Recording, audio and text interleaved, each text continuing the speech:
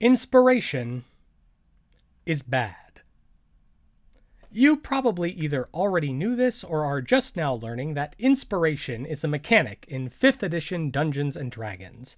Inspiration is a somewhat optional rule that the Dungeon Master can use to reward you for playing your character in a way that's true to their personality traits, ideal, bond, and flaw.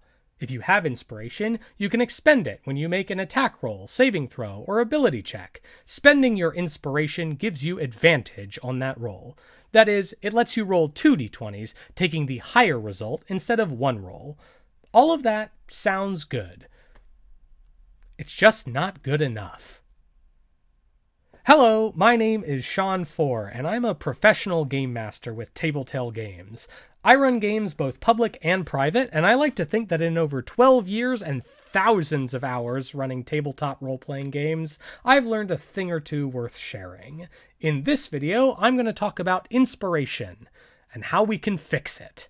Inspiration is the appendix of D&D. It's this vestigial thing. No one is quite sure what it's for. You can forget about it or remove it without affecting anything, although it is unlikely to burst and kill you.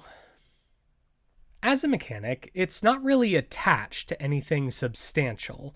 The player's handbook cites ideals, bonds, and flaws, which are even further afield. I'm sure players sometimes write stuff down in those boxes, but it never comes up. In fact, you can tell how confident the designers are in a given mechanic by how frequently it's woven into other mechanics. Ability scores, bonus actions, advantage, these are central. Almost nothing else in the game references things like ideals or alignment or inspiration. This makes inspiration easy to forget. Not just to award, it's easy to forget to use. First, it's just not that strong, and it's not equally strong for all characters. For a fighter making 3 attacks a turn, or an assassin who really needs to nail that surprise round attack, advantage is fine. But what if you're an enchanter, or a support or a utility caster? Sure, they'll make skill checks and saving throws, but I'm going to let you in on a secret. Players want advantage to do cool stuff. Advantage to escape a grapple, search a room, or save against a spell is functional, but it's not fun.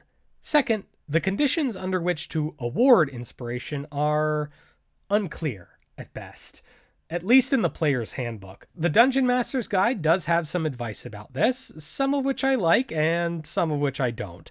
The first condition is for role-playing, and in this passage they recommend rewarding someone when that player causes their character to do something that is consistent with the character's personality trait, flaw, or bond. But I've played at tables where this would result in giving out inspiration constantly. Shouldn't everything your character does be consistent with their personality traits? They mention that it should be notable, like advancing the story or being really funny, but advancing the story, like consistent personalities, should be happening with some frequency, and while moments of levity are great, not every campaign wants its players jockeying to be the class clown. Additionally, there's already kind of an existing incentive for these. You advance the story or share a laugh with your friends. I'm interested in using inspiration to incentivize something that isn't already rewarded. To that end, it does mention putting the adventurers in danger, which I like. Relatedly, the next item is heroism, rewarding players for taking great risks. I like this because it signals to the players that if they make dangerous choices for good reasons, there's a better chance they'll succeed. Next is a reward for victory, which is right out. There are already so many rewards for victory. It's victory. The text on genre emulation, though, is quite interesting to me, where inspiration is awarded for reinforcing the conventions of a particular genre. They give a great example from film noir, where you get inspiration whenever you can't resist something, even when you know it's trouble from the moment it walks through your door. I like this too, obviously. I once ran a campaign set in a world inspired by late 1970s dad rock, and by the end of the campaign, I had figured out that I should be giving out inspiration whenever someone did something that was rock and roll. But I should have told my players that. Session 1, Session 0, I should have written in big bold letters on an index card in the center of the table, "That rocks!" and I could have smashed it whenever someone did something cool. I could have used inspiration to sculpt the tone of my campaign. So, let's talk about fixing inspiration. The first question is, do you want it at all? Inspiration is what's called narrative currency. It's a resource that players can use to get a little bit more control over the story. But it's weak at doing that, especially compared to fate points in Fate, stress in Blades in the Dark, or edge in Shadowrun. So you make the call. Do you want your players to have a narrative currency, or do the dice always have the final say? Either is totally fine, but if you want it, gather round. The thing we want inspiration to be is memorable. There are 4 things I can think of to do. Attach it to something core to the game, make clear the conditions for getting it, let it occupy unique mechanical space, and make it good. Since Wizards didn't connect inspiration to anything mechanically, we have to find something every game has to tie it into. Earlier, I mentioned tone. If you really want to hang your hat on a unique tone, figure out what your game is about and, like I said, boil it down to a short phrase, and in the first session, put an index card in the center of the table that says it. This world rocks. Chaos is a ladder. That is not dead which can eternal lie. This is also where you can decide that, for example, doing something really funny is something you want to encourage. Just make your tone kind of wacky. Now, whenever a player does something that really lines up with the big label you've put on your game, you, or really anyone at the table, can point to it. And now you're really collaborating on the same kind of story. Now, tone isn't core to the game mechanically, but every game does have a tone. And inspiration is just lying around, waiting for a part of the game to reinforce. And I believe inspiration should reinforce the parts of the game that do not already have a reward. This brings me to the other option I can recommend: trouble. I like trouble as a catch-all circumstance for inspiration. Trouble is core to the game, there's no other reward for it, and it's almost always clear when you've made it. I like it when players make trouble for themselves, when they intentionally have their characters make foolish or even suboptimal decisions. I sometimes feel that as soon as initiative is rolled, the character disappears and they become a game piece. I would love to reward foolhardiness, arrogance, cowardice, and other non-strategic decisions, because players only do that when they feel like it would benefit them, but it nearly always makes a good story. So why not reward players for making a sacrifice in the name of telling a good story? This is like rewarding them for role-playing, but when that role-playing has a mechanical cost, which you can mitigate. Now players don't have to worry about things being cool but suboptimal, risky but fun-sounding, or true to their character but maybe not the correct play.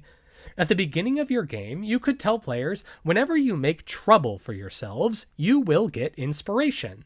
This has a great side effect when a player does something that has ramifications they don't know about yet.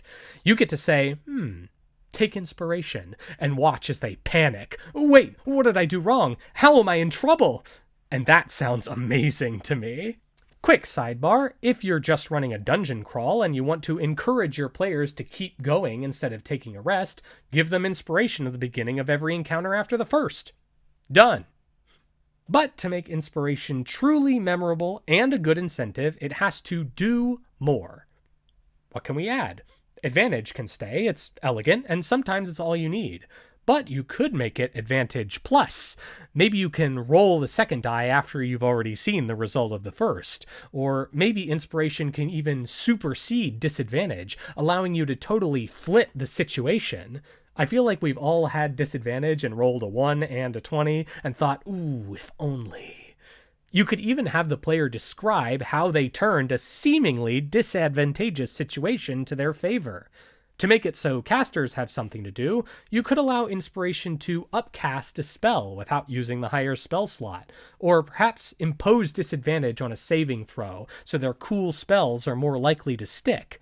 There's an argument for simply allowing inspiration to impose disadvantage, period, allowing it to be used to protect yourself and your teammates. You could use inspiration to cheat death, cashing it in to spend a hit die without taking a short rest. Hit dice are another underused mechanic in D&D, but paired with inspiration, you could have someone who is knocked down, inspiration surging through them, find the will to stand back up and fight on, which is very flavorful for something called inspiration. While we're basically cribbing Second Wind from 4th edition, why not crib the action point? Inspiration could be spent to take an extra action on your turn. This is really powerful, maybe too powerful, but you could make it an action other than attack or cast a spell. This would let players do things they might not otherwise for fear of wasting an action. Things like interacting with the environment in a clever way, or using a quirky magic item that otherwise wouldn't get much play. While we're cribbing from older editions, why not crib from other games? Let inspiration work like fate points, where you can spend them to make declarations about the world, like there's a secret entrance, or there's a chandelier hanging above their head, or I know a guy. This is leaning hard into narrative currency, and the scope of the declarations you allow as GM can modulate the level of influence the players have on their given circumstances. You could also steal the Devil's Bargain from Blades in the Dark, where players can ask for an extra die in exchange for an unavoidable cost. My favorite example of this is, yes, you can have advantage to seduce this person, but no matter how you roll, you're going to fall in love with them.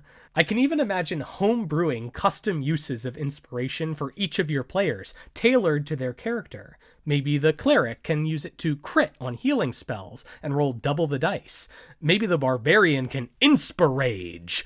I don't know what that is, but I want to do it. 2 of my players recently requested a sort of team ultimate, where 2 PCs can pair up for a supercharged attack. And one of the costs in my design for that was 2 points of inspiration. The purpose of inspiration, as stated, is to make the game more enjoyable for everyone. But by making inspiration more memorable, more applicable, and more powerful, it is better suited to succeed as a game element that is itself enjoyable. If this video inspired you to joy or rage, feel free to leave your thoughts in the comments. More videos are sure to come, so make sure to subscribe for more inspiring thoughts. And if you think I sound like I know what I'm talking about, and you want me to pretend to know what I'm talking about for you and your friends, you can play Dungeons & Dragons or other games with me tonight, if you wanted to, at TabletaleGames.com. I and other professional GMs like me are chomping at the bit to run games for you. So thanks for watching, and may your inspiration ever flow.